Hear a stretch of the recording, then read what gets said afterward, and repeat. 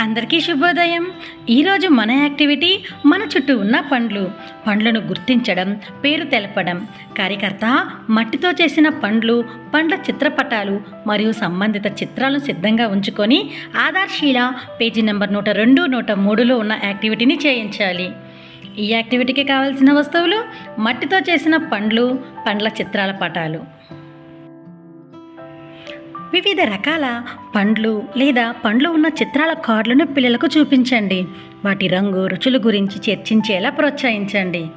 అలాగే పిల్లలకు ఏ పండు ఇష్టం, ఎక్కువగా పండ్లు ఎవరు తెస్తారు, ఆ పండు ఎలా ఉంటుంది అని పిల్లలతో సంభాషించండి.